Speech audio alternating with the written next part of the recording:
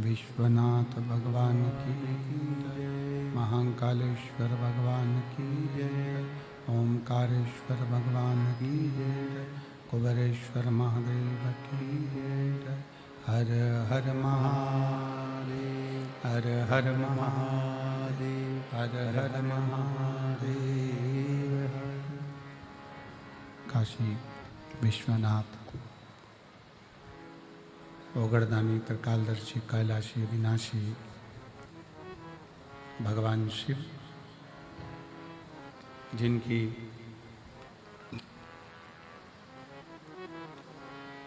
पुनीत पावन शिव महापुराण की कथा संपूर्ण विश्व के कल्याण हेतु बाबा देवाधिदेव महादेव की कृपा से, उनकी करुणा उदारता से चल रही है। भटिंडा पंजाब की यह पवित्र पावन भूमि, जहाँ आप और हम सब भगवान शिव की पवित्र आनंदमय रसमय कथा श्रवण कर रहे हैं। कथा के मुख्य यजमान श्री अमरजीत सिंह जी मेहता, अध्यक्ष Punjab cricket association, Shrimati Babita ji Mehta, Shri पदमजीत Singh ji Mehta mayor Bathinda, सपना जी मेहता भटिंडा पंजाब। एक बार जोरदार ताली बजाकर यजमान परिवार के लिए साधुवाद।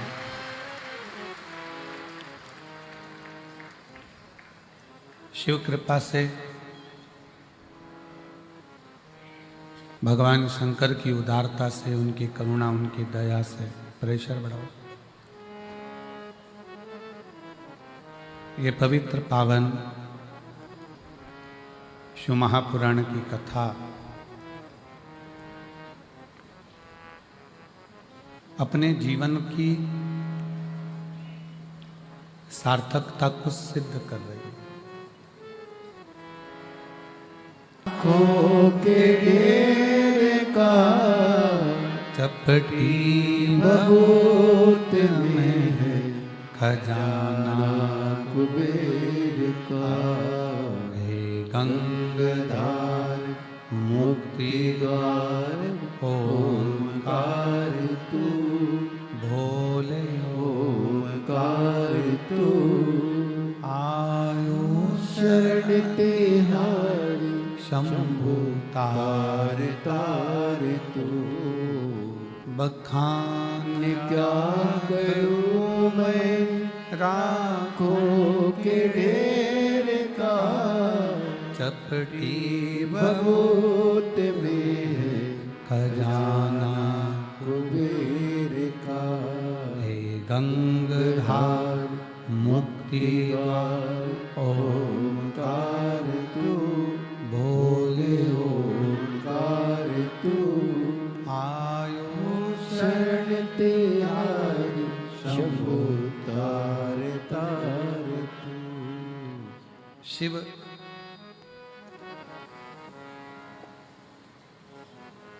संपूर्ण विश्व का कल्याण करने वाले हैं।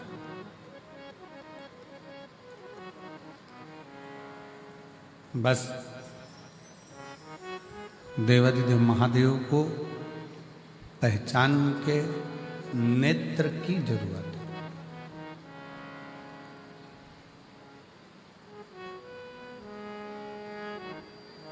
एक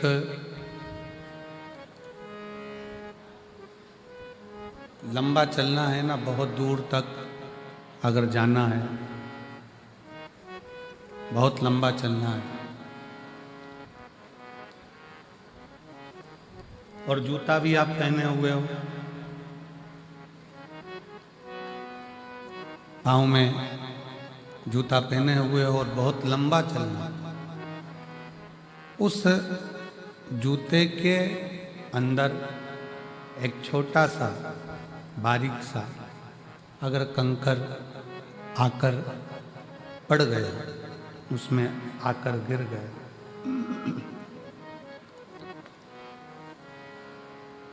उस जूते के अंदर अगर एक छोटा सा भी कंकर आकर पड़ जाता है, गिर जाता है, रह जाता है, तो आप बहुत दूर तक नहीं जा सकते। कितना भी प्रयास करें,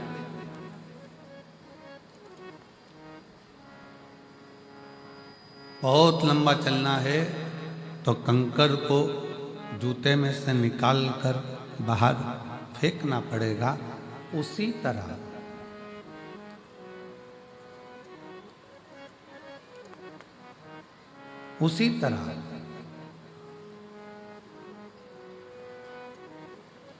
जूते में से अगर कंकर निकाल कर नहीं फेंका तो बहुत लंबा चल नहीं पाओगे।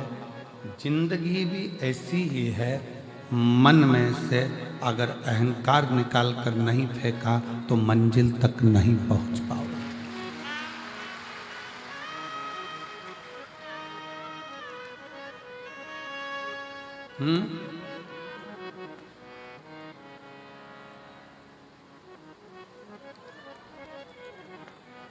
मंजिल तक नहीं पहुंच पाओगे।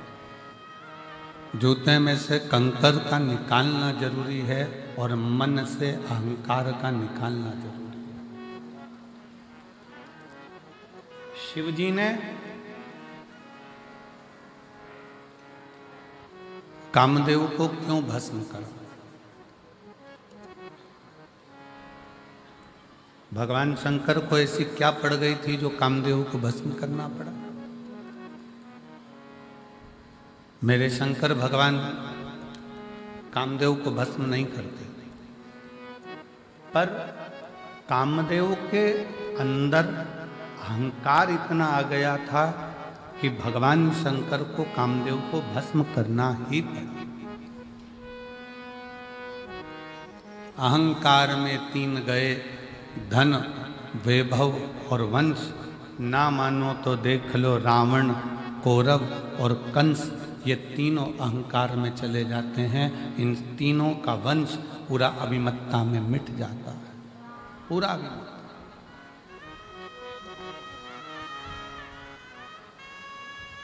शिव को अभिमत्ता प्रिय नहीं। शंकर भगवान को तुम्हारा अहम, तुम्हारा अहंकार प्रिय नहीं।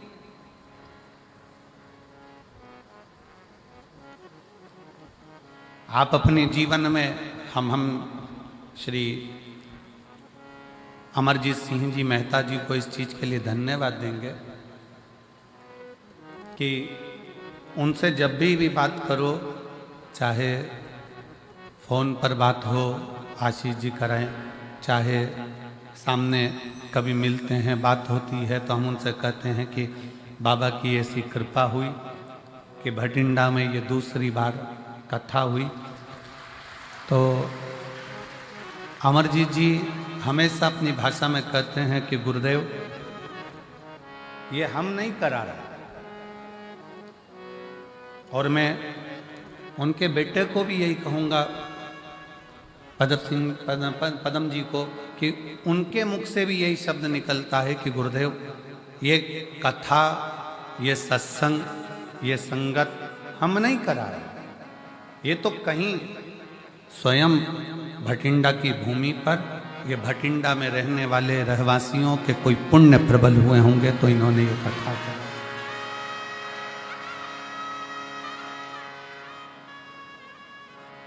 ये किसी साधारण व्यक्ति के बस का विषय है ही नहीं। शिवपुराण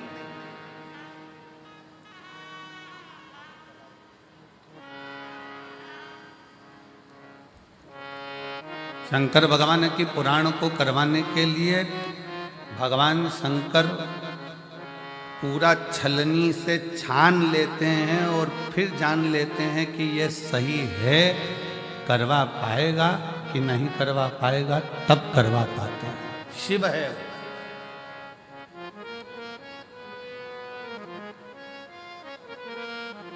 वो ओगड़दानी है।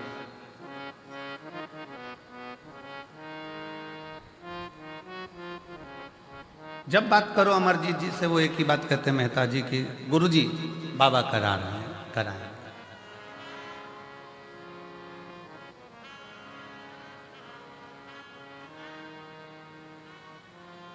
वाहे गुरु जी का खालसा, वाहे गुरु जी की फतेह। करा रहे हैं, वो कराने वाला है, करा रहा है। इसमें हम नहीं, भगवान शंकर कामदेव को जलाकर इसलिए भस्म कर रहे हैं क्योंकि कामदेव के अंदर ये अहंकार आ गया था कि मैं शंकर की समाधि को तोड़ सकता, मैं शिव की समाधि को तोड़ सकता। मैं शब्द, मेरा संबोधन अहमता की निशानी है।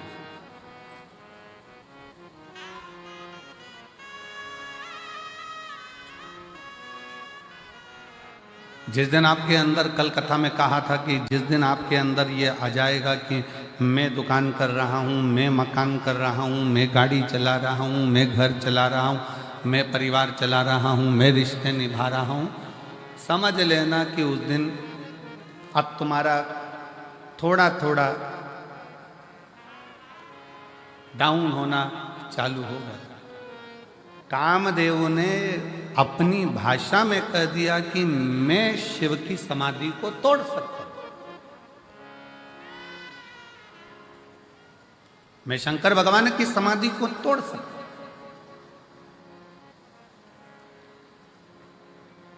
मेरी जीजियों, मेरे जीजाओं, मेरी बेटियों, बेटाओं, मेरी माताओं, मेरे भाई, मेरी बहनों, एक बात बहुत सावधानी से सुनना।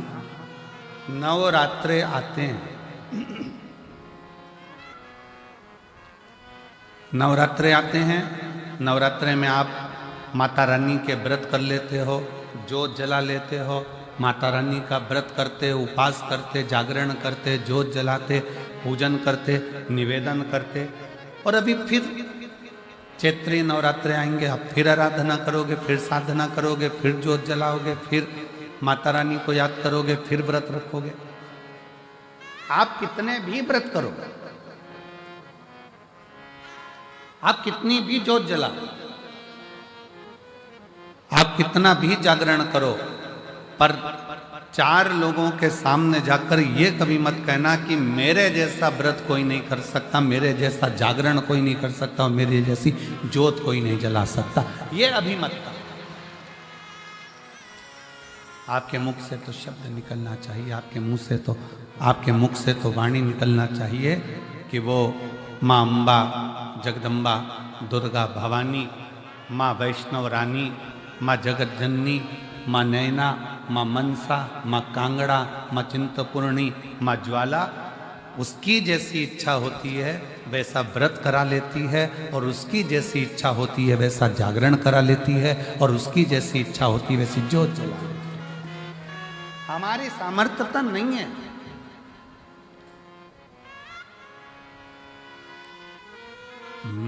मेरा आपकी कृपा से सब काम हो रहा है, मेरा आपकी कृपा से सब काम काम हो रहा है। करते हो भोले बाबा, मेरा नाम हो रहा है। करते हो भोले बाबा, मेरा नाम हो रहा है। प्रभु आपकी कृपा से सब काम काम हो रहा है।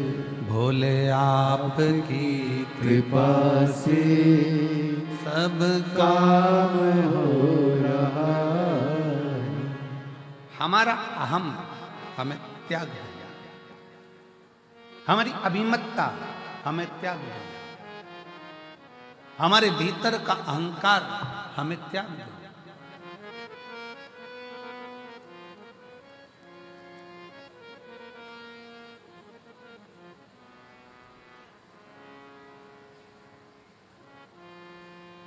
कितना सुंदर गुरु नानक देव जी ने अपनी वाणी में कहा है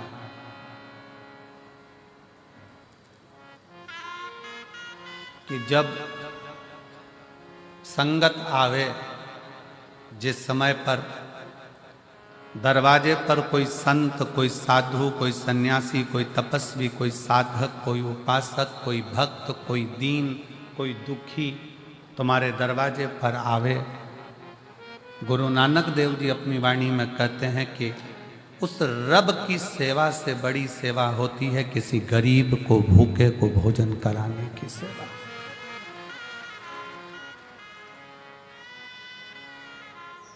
शायद उसी का प्रमाण आज भारत की भूमि के ही नहीं, देश और विदेश के जितने गुरुद्वारे हैं, उन गुरुद्वारे में सबसे बड़ी सेवा होती है लंगर की सेवा। सबसे बड़ी सेवा है लंगर की सेवा। इसलिए शायद भारत की भूमि के ही नहीं, देश और विदेश के सारे गुरुद्वारों में जब लंगर चखने के लिए लोग जाते हैं, लंगर सेवा में लोग जाते हैं, तब ये मानकर सेवा करते हैं कि हम किसी दूसरे की सेवा नहीं कर रहे, हम हमारे रब की सेवा कर रहे हैं, हम हमारे शिव की सेवा कर रहे हैं, हम हमारे भगवान की सेवा कर रहे हैं, कोई दूसरे की नहीं। और मेरी जीजियों, मेरे जीजाओं, मेरी बेटियों, बेटाओं, मेरी माताओं, मेरे भाई, आप इस कथा के पंडाल में जो हजारों लाखों की संख्या में आप लोग पहुंचे हो, अगर यहाँ पर भी आप अगर सेवा कर रहे हो तो ये मत सोचना कि मैं सेवा कर रहा हूं या मैं सेवा कर रहा हूं। ये तो मेरे बाबा ने कृपा करी, उनकी करुणा हुई, और उनकी करुणा हुई तो मैं कथा के पंडाल तक पहुंची, और उनकी करुणा हुई तो मैंने किसी प्यासे को पानी पिलाया, भूखे को भोजन कराया। भागवत जी किस किस ने सुनी है?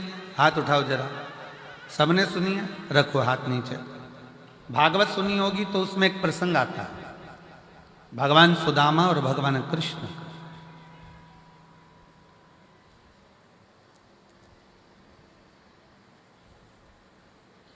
सुदामा जी की धर्म पत्नी सुदामा जी से रोज कहती है कि तुम कृष्ण के दरवाजे जाओ, तुम भगवान कृष्ण के द्वार पहुंचो। बार बार कहती है, प्रतिदिन रोज हर बार कहती है कि कृष्ण के दरवाजे जाओ। पर सुदामा जी भगवान कृष्ण के दरवाजे जाते हैं क्या रोज? रोज कहती है सुशीला, सुदामा जी की धर्म पत्नी रोज कहती है, तो भी सुदामा जी भगवान कृष्ण के दरवाजे नहीं जाते। जाते फिर कहा बहुत दुख का जीवन चल रहा था सुदामा जी का, बहुत तकलीफ की जिंदगी चल रही थी, बार बार कहा गया, पर सुदामा जी भगवान कृष्ण के दरवाजे नहीं जाते। फिर एक दिन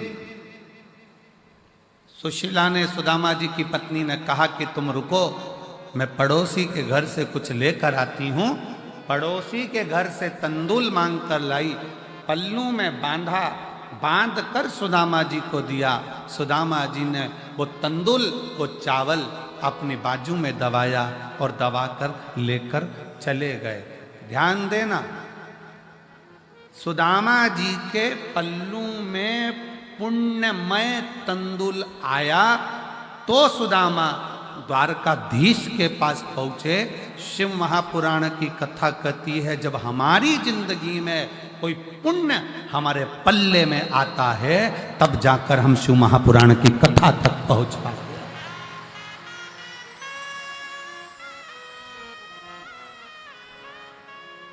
यहां पर कई मेरी भटिंडा की जीजियां बैठी हुई हैं जिनके मन में बहुत दिन से मन में उमंग आ रहा था, भटिंडा में कथा होना चाहिए, पंजाब में कथा होना चाहिए। महाराज जी हरियाणा तक तो आते हैं, थोड़ी सी बाउंड्री पार करके यहां नहीं आ सकते? हमारे पंजाब में भी कथा होना चाहिए, हमारे पंजाब में भी कथा होना चाहिए। कितना कितना कोई पुण्य पल्ले में आया, पुण्य पल्ले में आए। हम पिछली बार जब कथा कर कर यहाँ से गए भटिंडा पंजाब से, तो हमने श्रीमती बबीता मेहता जी से, अमर सिंह जी की धर्मपत्नी जी से एक बात यहाँ से जाते समय हमने कहा माता जी कहीं कोई पुण्य, भाभी जी आपके मायके के, ससुराल के और आपकी 71 पीढ़ी के कोई पुण्य प्रबल हुए होंगे जो भटिंडा में आपने ये शिव महापुराण की कथा करवा दी। कोई पुण्य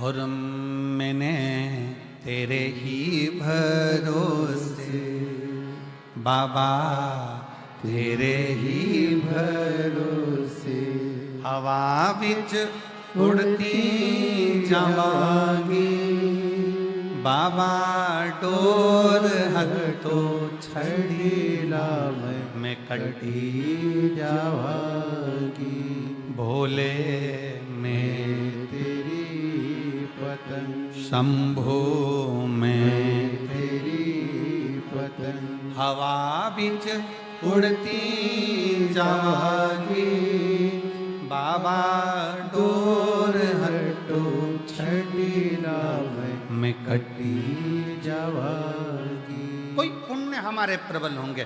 सुदामा जी के पल्लू में जो तंदूल पड़ोसन के घर का आया, चावल पड़ोसन के घर का आया, वो तंदूल जो सुदामा जी लेकर गए, पड़ोसन के घर का पुण्य सुदामा जी के पल्लू में आ गया और वो पुण्य इतना प्रबल था कि उस पुण्य के बल पर सुदामा जी द्वारकाधीश के सामने जाकर खड़े हो गए।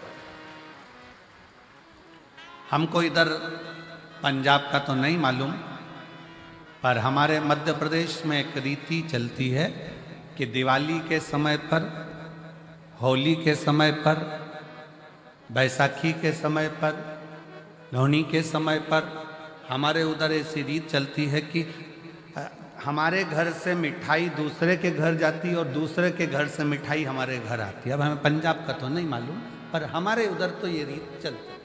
इधर भी चलती है क्या? इधर भी है? अच्छा, फिर तो तुम हमारे जैसे ही हो और हम तुम्हारे जैसे, ठीक है। मतलब हमारे उधर ऐसी रीत है कि त्योहार पर, बैसाखी हो, लोहड़ी हो, दीपावली हो, होली हो, उस समय पर संक्रांति हो, मकर संक्रांति, उस समय पर लड्डू जाता है, मिठाई जाती है और मिठाई पड़ोसी के घर जाती है, रिश्तेदार के जाती है, फिर वहां से भी हमारे यहाँ आती है।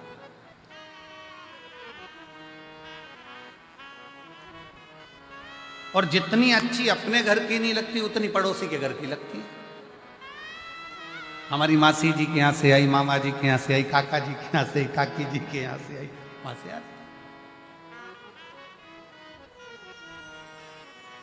अच्छा, ऐसा प्रसंग नहीं है कि पड़ोसी के घर की ही मिठाई ठीक लगे, अपने घर भी अच्छी बनती है, पर ऐसा लगता है कि वहां से आई है।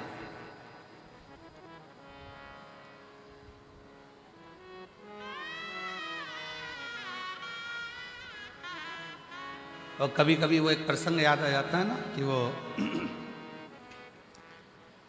एक लड़के के पिताजी मर गए।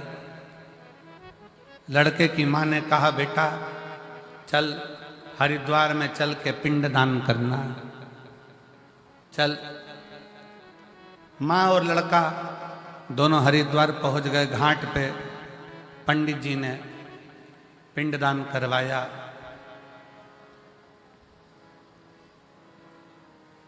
और पिंडदान करवाने के बाद वहां पर भोजन रखा। इतने में एक कौवा उड़ते उड़ते आया। लड़के ने अपनी माँ से कहा, माँ देखो, हमने सुना है कौवे के रूप में पितर आते हैं, आज मेरे पिताजी देखो कौवे के रूप में उड़कर आ रहे हैं। माँ बोली, हाँ बेटा, ये तो सही है कि पिताजी भोजन लेने आ गए। थोड़ी देर बाद वो कौवा वहाँ बैठा, बैठकर फिर उड़ा और पड़ोस में एक महिला पिंडदान कर रही थी अपने लड़के के साथ, वहां की पूड़ी उठाई, चले गया। बेटा बोला देखो माँ, कौए ने पास में से पूड़ी उठा ली पर अपनी पूड़ी नहीं उठाई। इतने में माँ रोती रोती बोली पक्के में तेरा ही बाप है,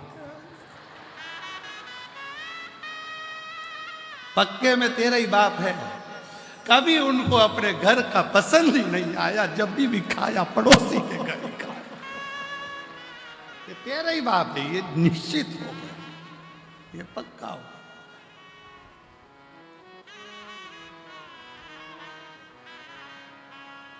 अब हमारे उधर की एक रीत है कि भाई मिठाई यहां से आई, वहां से दी, वहां से आई, वहां से दी, आया। क्यों, किस लिए? हम भारतीयों में ऐसा रिवाज क्यों है कि त्योहार पर, फंक्शन में, उत्सव में अपने घर की मिठाई दूसरे के घर, दूसरे के घर की मिठाई अपने घर, ऐसा हमारे भारतीयों में ऐसा प्रसंग क्यों आता है? उसका कारण केवल एक सुदामा जी के चरित्र से है। सुदामा जी की पत्नी रोज कहती रही कि जाओ द्वारकाधीश के दरवाजे जाओ, द्वारकाधीश के दरवाजे जाओ, द्वारकाधीश के दरवाजे।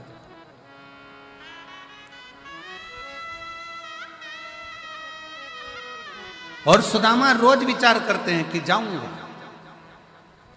अच्छा, सुदामा जी की पत्नी जैसी दुनिया में किसी की पत्नी भी नहीं हो सकती। कथाकारों भले सुदामा जी की पत्नी को थोड़ा सा गुस्सेल बताते हैं, क्रोधीला बताते हैं, पर शिव महापुराण की कथा कहती है सुदामा जी की पत्नी जैसी दुनिया में कोई पत्नी नहीं हो सकती, जो अपने पति से रोज कहती है जाओ द्वारकाधीश के दरवाजे जाओ, जाओ द्वारकानाथ के दरवाजे जाओ, जाओ द्वारकाधीश के दरवाजे जाओ। दुनिया में ऐसी पत्नी कम होती हैं जो अपने पति को रोज भगवान शंकर के मंदिर भेज दे।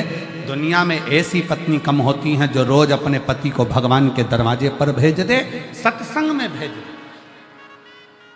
सुबह से सुदामा जी की पत्नी उठती थी और रोज कहती थी द्वारकाधीश के पास जाओ, और एक आज की पत्नी सुबह से उठते से कहती है जाओ दूध की थैली लिया।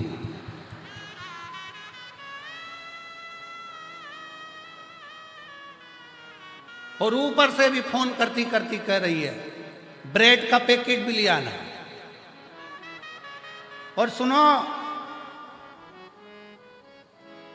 आते आते आते आते देखिए आना, थोड़ा वो पार्लर वाली 3 दिन पहले गई थी, आई कि नहीं आई। और पति बेचारा डिप्रेशन में आ गया, इसके टेंशन।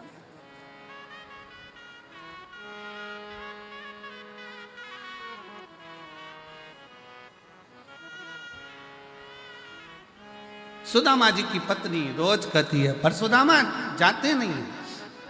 शिव महापुराण की कथा कहती है जब तक है कि हो सकता है हमने जितना भजन करा हो, हमने जितना पुण्य करा हो, उससे 4 गुना ज्यादा भजन पुण्य किसी पड़ोसी ने करा होगा तो उसका पुण्य हमारे खाते में आएगा और हम भी पार उतर जाएंगे। इसलिए उसकी रीत हमारे यहाँ आजमाई।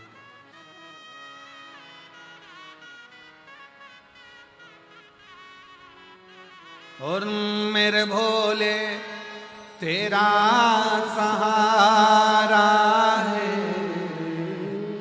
मेरे भोले तेरा सहारा है, मेरी नैया का तू किनारा है, मेरी नैया का तू किनारा है, मेरे बाबा तुझे पुकारा है, मेरे बाबा तुझे पुकारा है, मेरी नैया का तू किनारा है, मेरी नैया का तू किनारा।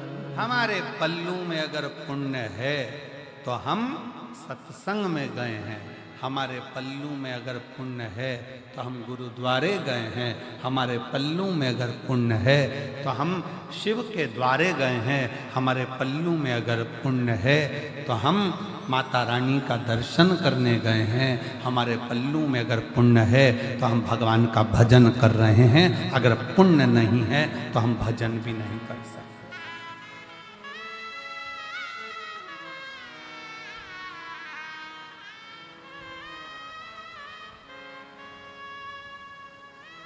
पुण्य अपने पास।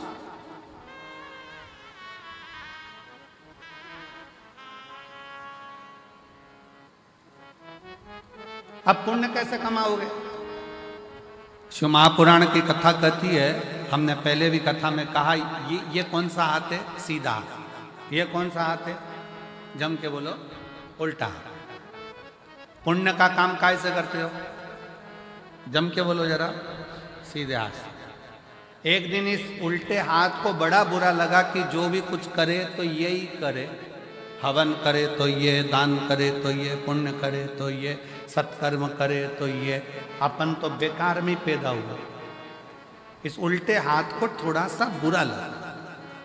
एक ही एक बहू अगर सब काम करे तो दूसरी बहू को तो बुरा लगता ही कि बताओ, सास एक ही एक को पूछ रही है, सास एक ही एक को काम बता रही है, हम तो बुरे, हमारा क्या काम? इस हाथ को बड़ा बुरा लगा कि मैं काहे के लिए पैदा हुआ, क्या काम का मैं? जब सीधा ही सीधा हाथ सब काम करे, हवन करे, पूजन करे, अर्चना करे, दान करे, भोजन करे, सब कुछ करे, सीधे हाथ से ही करे, ये उल्टा तो किसी काम का नहीं है। एक दिन ये उल्टा हाथ एक गुरु के पास पहुंच गया और गुरु जी से कहा, गुरुदेव, भगवान ने मुझे पैदा ही क्यों करा? मैं किसी काम का ही नहीं हूं, सारा पुण्य तो इसके खाते में जा रहा है, मैं करूं तो करूं क्या? इतने में गुरु ने कहा, चिंता मत कर, तेरा नाम उल्टा हाथ है, मतलब तू किसी काम का नहीं है, फिर भी अगर तू एक काम कर, जो सीधा हाथ काम करे ना, तो तू इसको टच कर लिया कर। टच करेगा तो वो पुण्य के साथ तुझे भी थोड़ा थोड़ा पुण्य मिलना प्रारंभ हो जाएगा और तेरा कृतार्थ, तेरा कल्याण हो जाए। ये आप सब लोग क्या कर रहे हो? अगर अमरजीत सिंह मेहता जी कथा करा रहे हैं या उनकी पूरी टीम कथा करा रही है तो उनके साथ सब मिलकर क्या कर रहे हो? थोड़ा थोड़ा टच कर कर, भैया कराओ, भैया होन दो, भैया हम भी करेंगे सेवा, भैया हम भी करेंगे। ये सब एक दूसरे को टच करा तो वो कहते हैं ना कि डीपी से कनेक्शन चला और डीपी से कनेक्शन चलते चलते चलते चलते सारे बल्ब जल गए। उसी तरह आपकी भी जिंदगी का उजाला आपने। अगर हम बहुत बड़ा आयोजन नहीं कर सकते, हम बहुत बड़ा कार्य नहीं कर सकते, हम बहुत बड़ा उत्सव नहीं कर सकते, तो जो बड़ा उत्सव, बड़ा कार्य अपने नगर में, अपने शहर में कोई सत्कर्म हो रहा हो, कोई सेवा का काम हो रहा हो, तो अपन नहीं कर सकते तो कम से कम जाकर खड़े होकर इस शरीर के द्वारा थोड़ा सा भी स्पर्श कर लेंगे तो उससे भी अपन पार उतर सकते हैं, पार लग सकते हैं।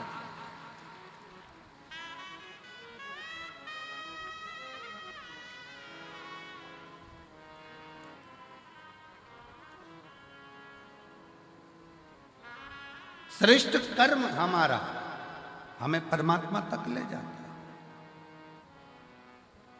श्रेष्ठ कर्म। एक महिला ने लिखा,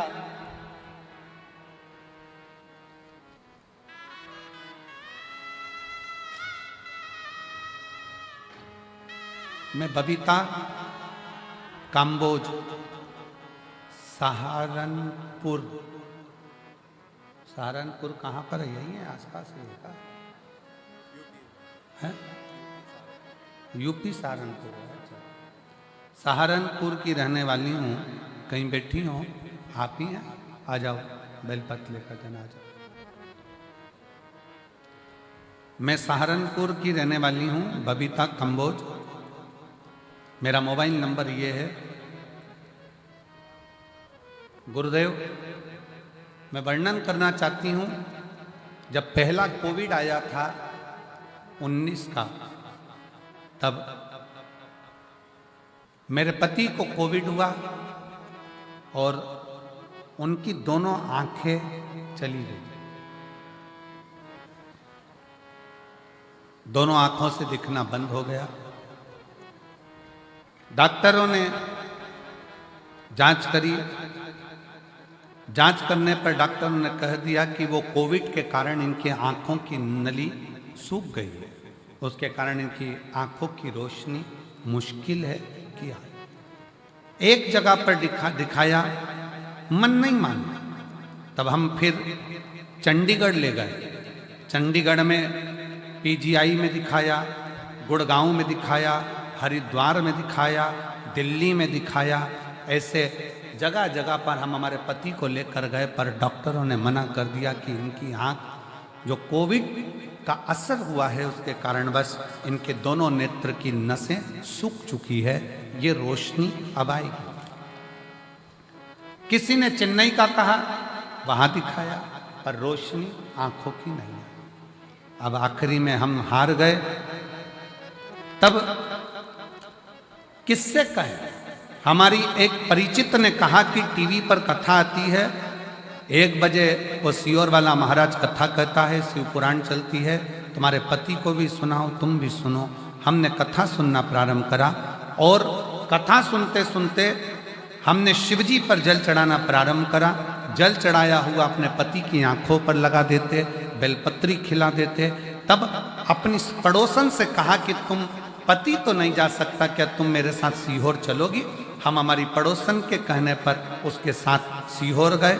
वहाँ से कंकर शंकर की पूजन करी, रुद्राक्ष लिया और वहाँ से रुद्राक्ष लेकर आए। तांबे के कलश में रुद्राक्ष को गलाते, शिव जी पर चढ़ा देते, शंकर का चढ़ा जल अपने पति को पिला भी देते, आंखों में लगा भी देते। ऐसा करते करते 19 में आंख गई, 20 में नहीं आई, 21 में नहीं आई, 22 में नहीं आई। ऐसा क्रम करते हुए जब 23 आया तब हमने कथा सुनी और बाबा की ऐसी कृपा हो गई कि बाबा की करुणा से आज मेरे पति पूर्ण तरह से देखना प्रारंभ कर दिए और उनकी आंखों ने काम करना प्रारंभ कर दिया। अब वो नंबर ये है, शिव तत्व किसको कहते हैं?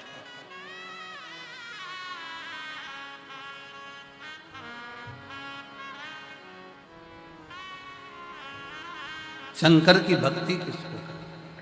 शिव की उदारता किसको कहते हैं? कुछ नहीं बने ना, कोई अच्छा काम कर रहा है, कोई यज्ञ कर रहा है, कोई अनुष्ठान कर रहा है, कोई पूजन कर रहा है, कोई अर्चना कर रहा है, कोई सेवा कर रहा है। अपन नहीं कर सकते इतना बड़ा आयोजन, अपन नहीं कर सकते कोई अच्छा काम, तो उसके लग कर भैया हम हैं, हम संभाल लेंगे। कोई काम ना दीजिए तो खाली पानी की बोतल हम उठा लेंगे, हम कचरा उठा लेंगे, पर हमें सेवा करना।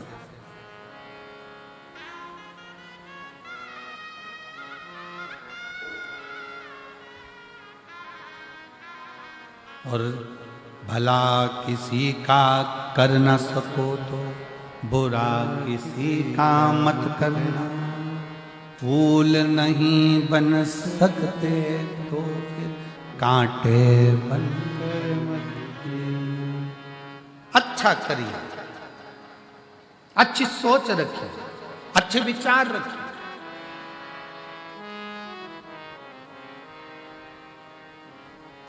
और जब अच्छी सोच के साथ जब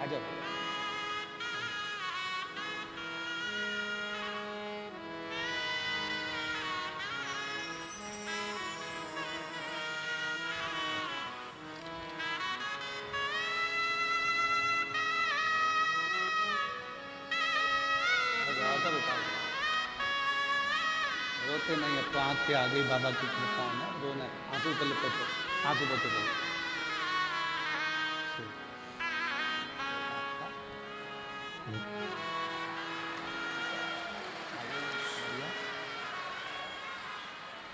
रोते नहीं, उठो उठो, रोना नहीं, उठो अब उठो, आंसू पोछो, आंसू पोछो बाबा को।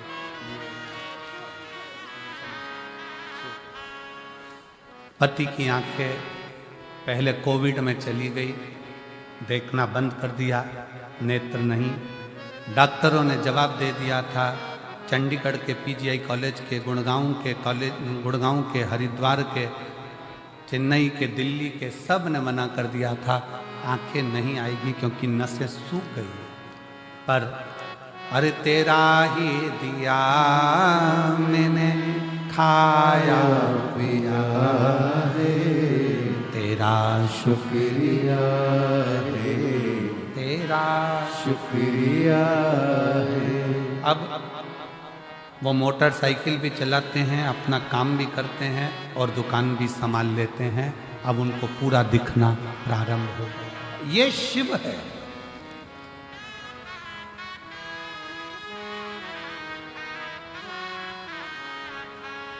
ये जायदाद दी है, औलाद मुसीबत में हर वक्त इमदाद तेरा ही दिया मैंने खाया पिया है, तेरा शुक्रिया है, तेरा शुक्रिया है। उसकी आराधना करें बिना किसी आडंबर के, बिना किसी दिखावे के।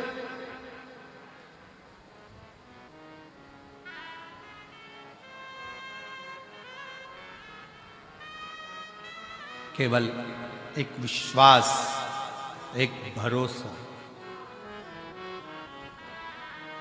एक विश्वास, एक भरोसा, और उस विश्वास और भरोसे के बल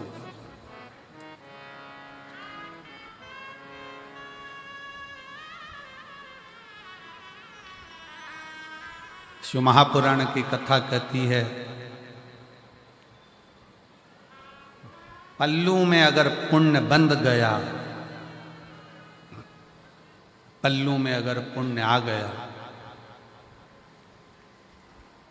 खूब अच्छी अच्छी होटलें हैं, खूब बढ़िया बढ़िया होटलें बनी हुई है, बहुत बड़ी बड़ी होटलें बनी हुई है। आप होटल में 24 घंटे खाओ, मना नहीं,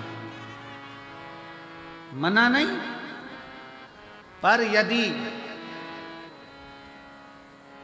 अपने नगर में, अपने क्षेत्र में तुम कहीं बाहर गए हो और राह में तुम्हारी जेब में अगर पैसा है तो तुम अच्छी अच्छी होटल में खा सकते हो, पर एक बात याद रखना, पैसा अगर जेब में है तो होटल तक पहुंचोगे, और अगर पुण्य तुम्हारी जेब में है तो तुम गुरुद्वारे तक, शिव के मंदिर तक, शंकर की चौक तक।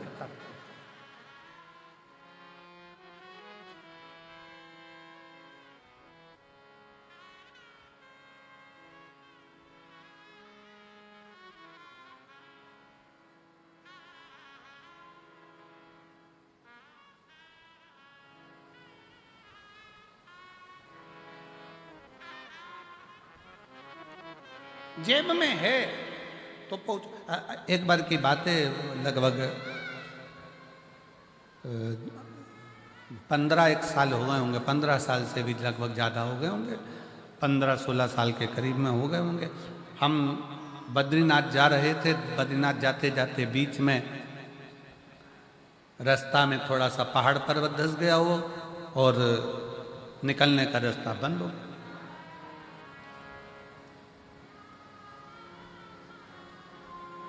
वहीं पंजाब के 2 बेटे, पंजाब के 2 लड़के और मोटरसाइकिल से वो हेमकुंड साहिब जा रहे हैं।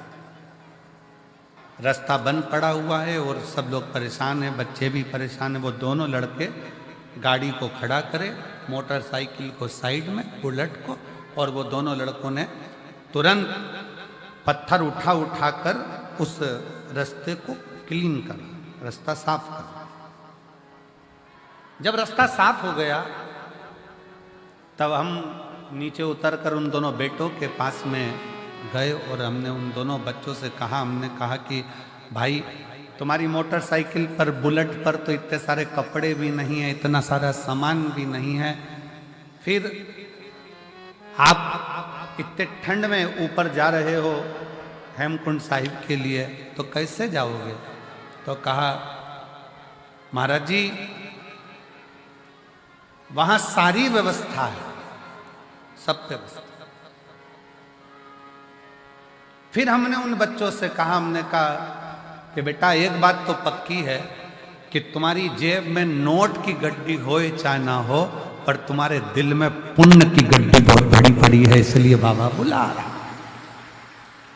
जब पुण्य प्रबल होता है तब जाकर कोई सतमार्ग तक पहुंचता है, पुण्य प्रबल होता है तब कोई अच्छा काम कर पाता है, पुण्य प्रबल होता है तब कोई भूखे को भोजन करा पाता है, पुण्य प्रबल होता है तब किसी के घर में अतिथि मेहमान आते हैं, पुण्य प्रबल होता है तब किसी के दरवाजे पर कोई भूखा पहुंचता है। और अगर पाप प्रबल होते हैं तो दुनिया के लोग दूर हटते चले जाते हैं, केवल दारू कुट्टे पास में आते जा रहा है और भगवान दूर हटते चले जा रहे हैं। पहले मन करता था जाकर अरदास करने पहुंच जाते थे, पहले मन करता था तो मंदिर तक पहुंच जाते थे, पहले मन करता था गुरुद्वारे तक पहुंच जाते थे, पहले मन करता था तीर्थ तक पहुंच जाते थे। अब भगवान ने धन भी दे दिया, गाड़ी भी दे दी, ड्राइवर भी दे दिया, सत्ता भी दे दी, वैभव भी दे दिया, और भगवान के दरवाजे तक पहुंच नहीं पा रहे हो। समझ लेना कि धन तो बढ़ गया पर पुण्य खत्म होता चले गया, इसलिए परमात्मा दूर हटता चला गया। आप जितने बैठे हो अपने दिल पर हाथ रखकर बताना, पहले परिस्थिति डाउन थी, थोड़ा परिस्थिति बेकार थी, तब तीर्थ भी बहुत जाते थे, लोग तुम्हारे यहाँ आते भी बहुत थे, मिलने वाले भी बहुत आते थे, रिश्तेदार भी बहुत आते थे, कोई अच्छा काम होता था तो वो सब तुम्हारे यहाँ हो जाता था, पूजन, सत्यनारायण कथा, हवन, यज्ञ, क्यारी, माता की चौकी, जोत आदि आदि सब हो जाता था, वाणी जी हो जाती थी, जो कुछ करना चाहते थे वो सब तुम्हारे घर पर होता था। अब जैसे जैसे घर बड़ा हुआ, महल बड़ा हुआ, गाड़ियां बढ़ी, मोहल्ले में सब कुछ तुम्हारी अटारी हवेली सब बन गई, और धीरे धीरे अब पुण्य का काम कम होता चला जा रहा है। समझ लेना कि हमारा पुण्य समाप्त हो गया, इसलिए हमसे भगवान की पूजन पाठ आराधना संगत भी दूर होती चली जा रही। क्यों हो रही है? वो नजदीक आना चाहिए।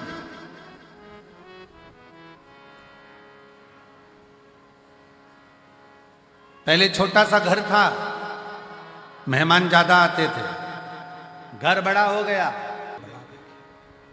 और जब हृदय बड़ा हो, एक पत्र है देखिए बड़ा सुंदर,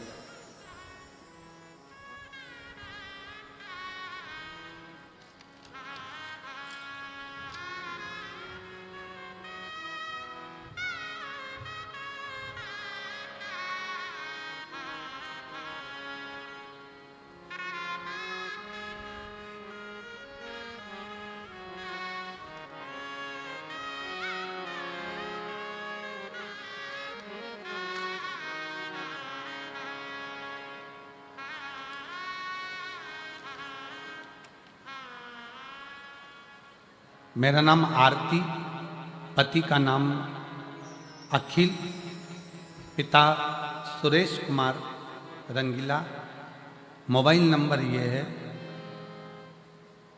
निवासी नूरपुरा ढाणी, तहसील सादुल शहर, जिला गंगानगर, राजस्थान से आई हैं। कहीं बैठी हैं? आ जाओ बच्चे को। गुरुजी, एक लोटे जल का मैं क्या वर्णन करूं। मेरी पहली शादी को 7 साल हो गए थे, संतान नहीं थी, तो मेरे बच्चे नहीं हुए, इस कारण मुझे आड़ा टेढ़ा कह कहकर मेरे पति ने और मेरे ससुराल वालों ने मेरा तलाक करा दिया। क्यों? क्योंकि डॉक्टर के हिसाब से मुझे कह दिया गया कि मैं मां नहीं बन सकती, संतान नहीं हो सकता। गुरुदेव, मेरा तलाक हो गया। फिर बाबा से प्रार्थना करी, मेरी दूसरी शादी हो गई। दूसरी शादी होने के बाद गुरुजी फिर 6 महीना, 8 महीना, 1 साल, 1.5 साल, 2 साल निकलते गए, पर संतान का सुख नहीं। आखिरी में वापिस जो मेरा दूसरा विवाह हुआ तो पति को कई लोग कहने लगे कि छोड़ दे इसको, इसके पहले पति ने भी इसको इसलिए छोड़ा क्योंकि इसको औलाद नहीं हुई, तू भी छोड़ दे।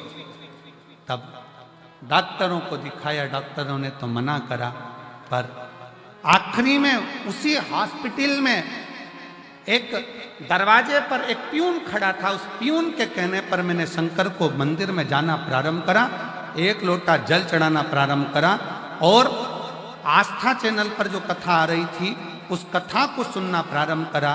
फिर मैं 2024 में भटिंडा पंजाब की कथा सुनने के लिए आ गई।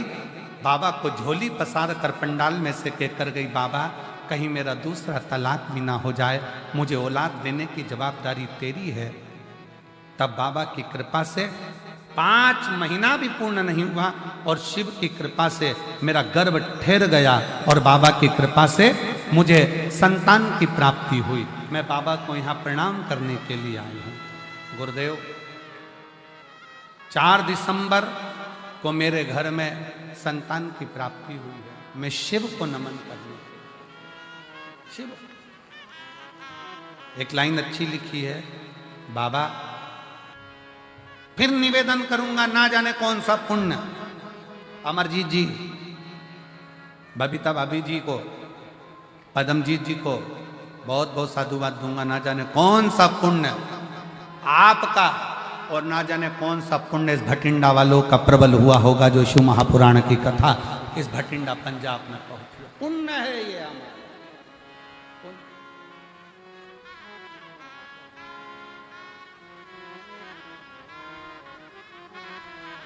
उस पुण्य की प्रबल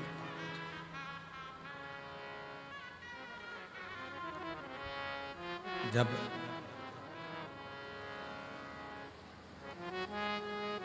भीतर का हम परमात्मा और हमारे बीच में आएगा तो वो अहम हमें परमात्मा से दूर करता जाएगा। अहम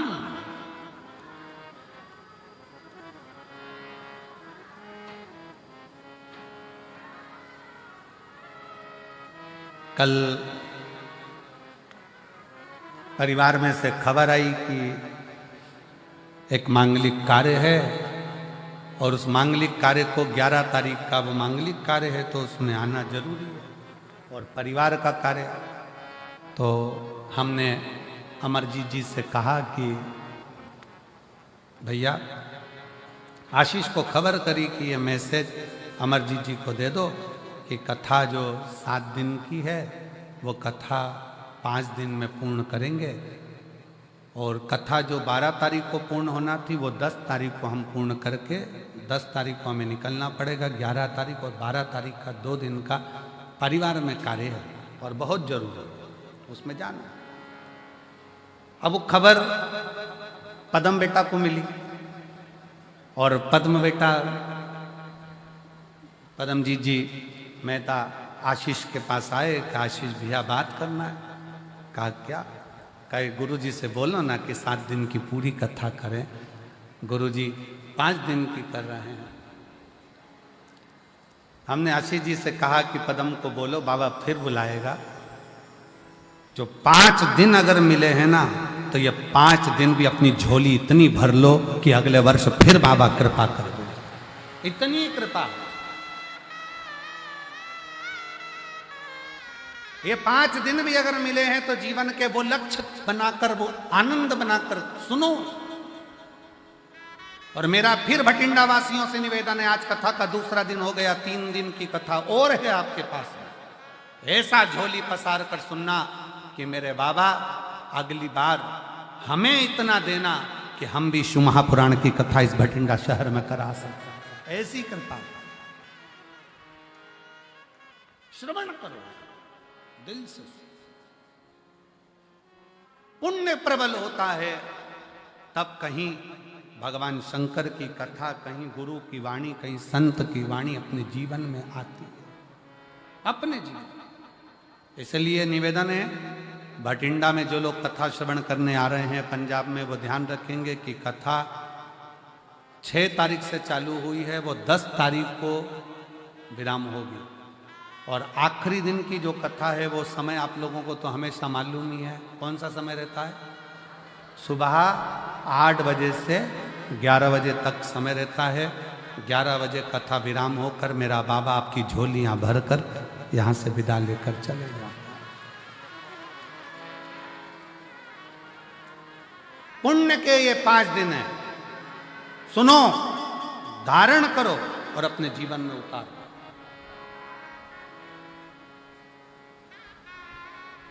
और ये कथा यहाँ पर 10 तारीख को विराम हो जाएगी।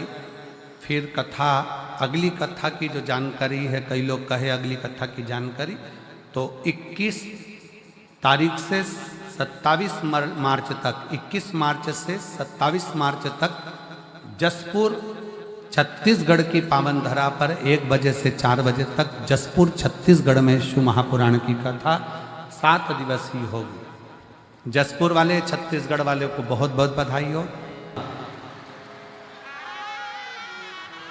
11 अप्रैल से 17 अप्रैल तक रतनगढ़ राजस्थान वालों को बधाई हो जो कथा मिली है, और बिहार वालों को भी बधाई दूंगा जिनको कथा 21 अप्रैल से 27 अप्रैल तक सिंहेश्वर बिहार में कथा होगी। उसके लिए बिहार वासियों को बहुत बहुत बधाई हो, बिहार के रहवासियों को बधाई हो। ये सभी कथाओं के क्रम चलेगा। शिव तत्व है, उसको धारण 5 दिन है भटिंडा के पास में। इसको दिल से, आनंद से, जितनी सेवा से, जितने भजन से, जितनी भक्ति से श्रवण कर सकते हो और जितने प्रेम से बाबा को पुकार सकते हो, पुकार।